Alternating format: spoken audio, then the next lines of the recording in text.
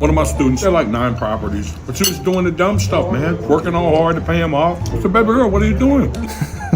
This guy, he's doing the dumb stuff. She was working hard, paying off her dets. Baby girl, what is you doing? This guy is clearly an ultimate G, literally the toppest G of all time. I mean, he's so important that he can't stop eating his dinner to make it, like, he's actually just so productive and efficient that he both fuels himself and he's making content at the same time. Shout out to this guy. You don't get wealthy paying things off. That's what the poor, the middle class, and the rich people want to do. And so... Wait, so the poor and the middle class and the rich, but isn't that all of them? Isn't that all the people?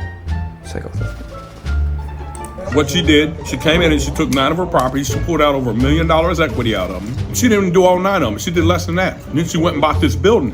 They wanted $1.7 million for it.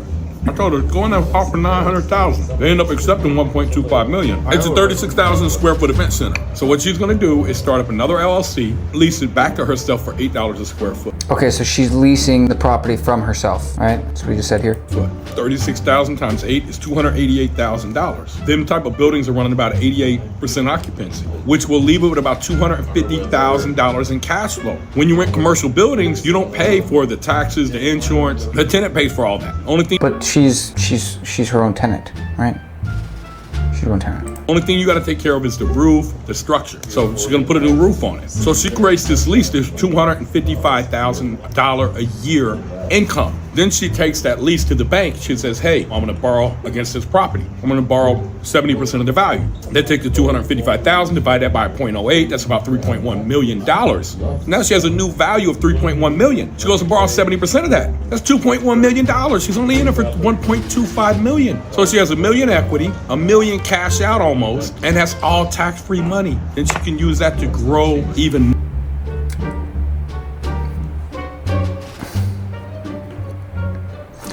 So hold on, so she's renting it out to herself, and then so she got a loan to buy property, which she rents out to herself to create the net income, which she uses to get another loan, which she then uses to buy more property, which I'm sure this guy will say, then there's another loan to buy another property, to buy another loan, to buy another property. And then once that occupancy drops below like 88%, then she's bankrupt, right? That's what happens if you take too much debt to accumulate too much wealth. And you don't want to learn that the hard way. Ultimately, just don't take on too much debt. Dave Ramsey, he's not fully right in that you shouldn't take any debt at all, but don't be like this guy who take all of the debt. Sometimes don't take the debt. Do the hard work, pay the stuff off. Don't have debt.